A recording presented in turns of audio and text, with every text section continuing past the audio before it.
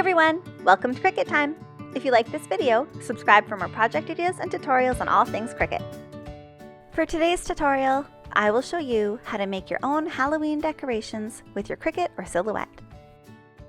All you need for this project is a wood canvas from the dollar store, a piece of cardstock, and some vinyl.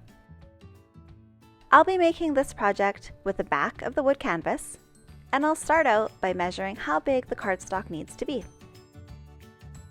Next, I'll cut the cardstock and the vinyl out to size.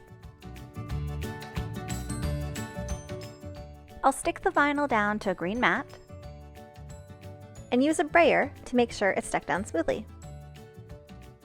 Now I'll pop it into my Maker 3. You can use a Cricut or Silhouette for this step.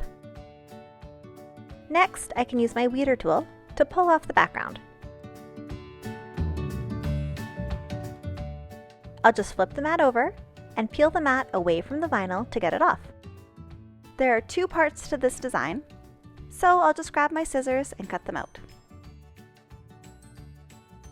I have a piece of transfer tape, and I'll stick it on. I can use my scraper tool to stick the transfer paper to the vinyl.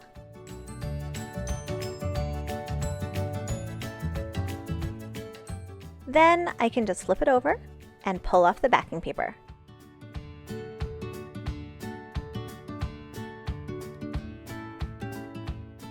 I'll start by lining up the spider web.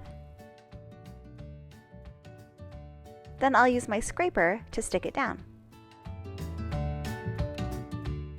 And now I can peel off the transfer tape.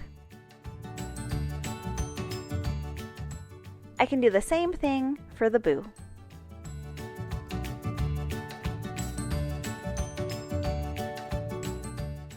The cardstock is ready to pop into its frame.